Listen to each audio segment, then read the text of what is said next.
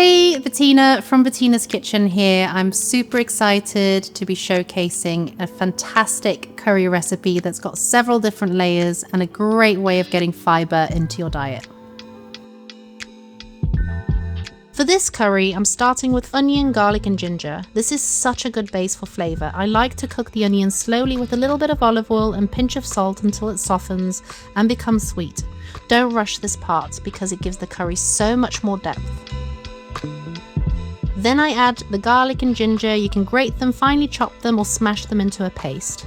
This adds warmth and fragrance and it's the beginning of that really comforting curry base.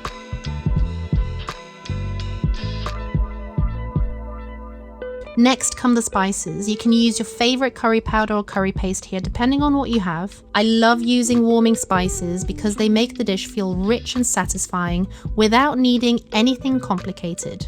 Let the spices cook for a minute or two with the onions so they wake up and release their flavour. Then I add the vegetables. This is where you can really make the recipe your own. I'm using a mix of sweet potato, carrots, courgettes, peppers and aubergines, but you could use whatever is seasonal or sitting in your fridge. Cauliflower, squash, broccoli, green beans and spinach would all work beautifully. The trick is to think about texture and cooking time. Harder vegetables like sweet potato and carrots go in first because they take longer to soften. Softer vegetables like courgette or peppers can go in slightly later so they don't completely disappear. And cutting them into smaller or bigger shapes really makes a difference too. This is also one of the easiest ways to add more fibre to your day-to-day cooking. Simply add more vegetables, even one extra handful of greens, one extra carrot or a handful of peas stirred through at the end can make the difference over time. Fibre is so important because it does much more than support digestion. It helps support our gut health, it helps keep us fuller for longer, and it plays a role in our overall well-being. We often talk about protein, healthy fats and vitamins, but fibre can get forgotten, even though it makes such a difference to how we feel day to day. And the best part is that increasing our fibre doesn't need to be complicated. Lentils, beans, chickpeas, seeds, nuts, whole grains, and extra vegetables are all simple ways to build more fibre into your meals.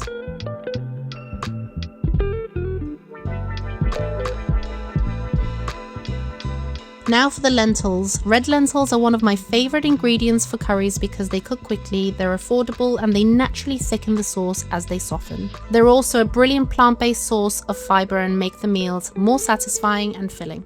Give everything a good stir, bring it to a gentle simmer, then pop the lid on and let it cook. You want the vegetables to become tender and the lentils to soften completely. Stir it every now and again so that nothing catches at the bottom, and then a splash of more water or stock if it goes too thick.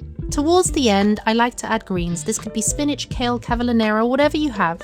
Stirring greens in right at the end keeps their colour vibrant and adds even more fibre and nutrients without needing an extra step. This is the kind of recipe that is forgiving. If you like it thicker, let it simmer a little longer. If you prefer it looser and more saucy, add a little bit more liquid. Taste as you go and adjust the seasoning with salt, pepper, lemon or lime.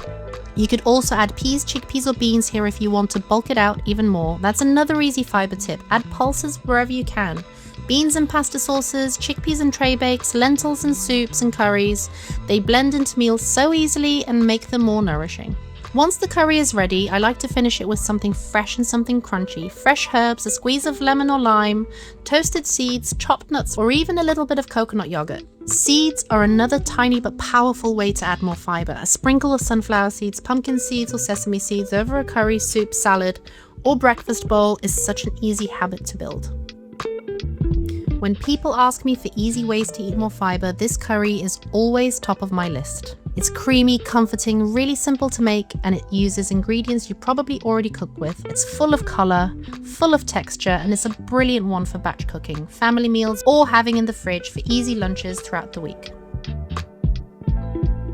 To serve, you can have this curry with brown rice, quinoa, millet, flatbreads, just as it is. What I love most about this recipe is that it proves eating more fibre doesn't have to feel like a chore.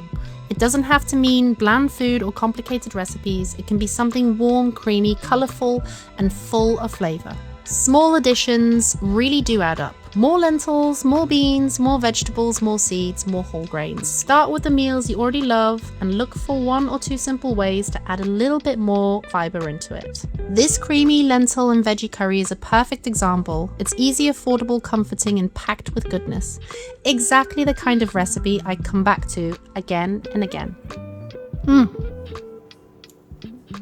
So good. So easy.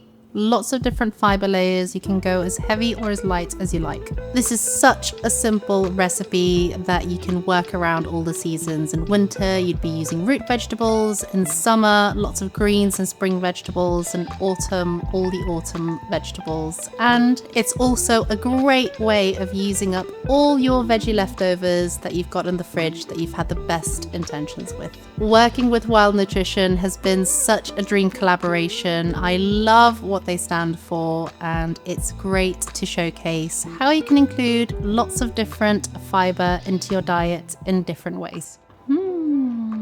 It's so good. Delicious. Do you want some? Hungry?